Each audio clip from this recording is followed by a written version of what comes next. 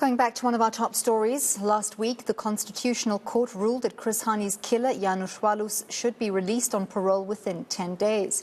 His South African citizenship was revoked years ago, but it now seems he can still be kept in this country for his 3-year parole. To tell us about this, I'm joined by Home Affairs Minister Motsoaledi. Minister, thank you very much for your time this evening. Can you explain the status of Walus and how you are amending his citizenship status? Good evening, Hanley. What's the question? I'm asking if you could just update us on the citizenship status of Janusz Walus and how that will be amended to accommodate his serving his 3-year parole here. Yeah, well, Janusz Walus in 2013, through the Polish embassy, applied to Home Affairs in a letter that the Polish embassy sent to Delco and Delco sent to Home Affairs, where he was asking for initiation of his citizenship. Remember, he was given citizenship in 1987 by the then apartheid government, and he was asking for it to be revoked and be taken back. Home Affairs did anything, however, in 2016, Home Affairs did revoke his permanent resident status, which revocation was regarded irregular in terms of the particular acts. But then in 2017, the Home Affairs Department also revoked his citizenship, which was also done irregularly. Be that as it may, in 2020, he then went to court to act in the previous applications. This time he cited the Department of Home Affairs. First respondent, Minister of Justice and Constitutional Development. Second respondent, the South African Communist Party. Third respondent, Ms. Hani. And fourth respondent, the Minister of Home Affairs. Now from the Minister of Home Affairs, in the prayers, which was prayer 4 in their motions in court, he said, and I'm quoting, that in the event that this court orders the release of the applicant on parole, that the fourth respondent, and as I said, fourth respondent is the Minister of Home Affairs, be ordered to make all necessary arrangements for the deportation of applicant to Poland.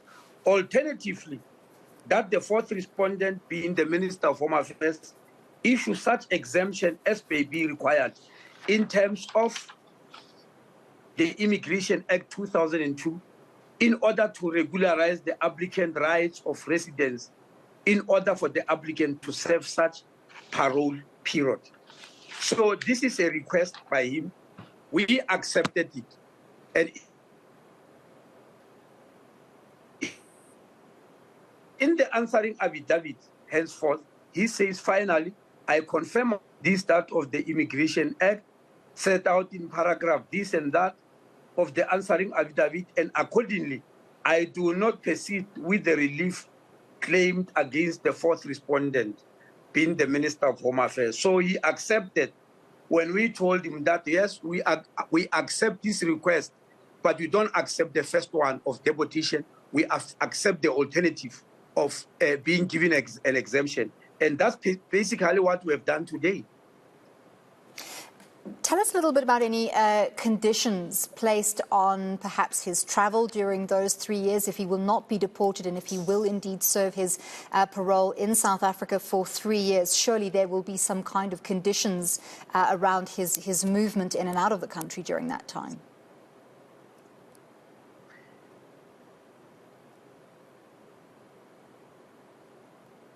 Well, the conditions of his parole are going to be services. Remember, in the court judgment, they actually state that there must be conditions which they give liberty to the Minister of Justice and Constitutional Development to decide. So we are all still waiting for what the minister will decide. We don't know anything about it. We're just doing our part as Home Affairs, that we are not going to deport him and we are giving him an exemption as he has requested.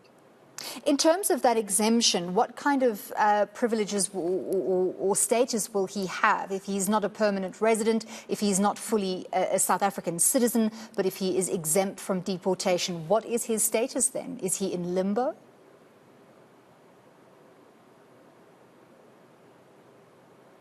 he is exempt from applying for permanent residence. In other words, he can stay here in South Africa without having applied. That is what the exemption means.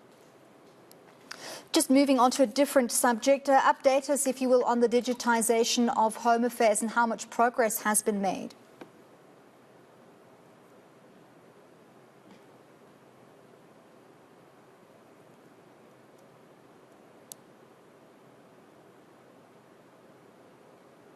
Minister, are you still with us? Unemployed graduates for this digitization, and we divided them into 3 groups in August. Yes, I'm still with you. Can you hear me? Yes, we can Hello? hear you now. Sorry, we had a bad connection there, but please continue. Yes, I'm saying we divided the 10,000 unemployed graduates into 3 groups. The first group was a group of 2,000, which we advertised in August. The last time I checked, unfortunately, is 2 weeks ago. We have already taken 1,400. And in December, we advertised for the second group of 4,000. From there, another group of 4,000. And then by the 1st of April, we'll be having the whole cohort of 10,000. Let's talk a little bit about the fast approaching holiday season. Are we expecting an influx of tourists, and is Home Affairs ready for them? Well, last week we presented to Parliament our readiness status. We explained everything about being ready. Remember, this year we now have a border management authority, which is developing this plan. The commissioner of the border management authority presented to Parliament the plan, the readiness plan, and yes, I can assure you we are ready, because even Parliament was satisfied about the plan presented to them.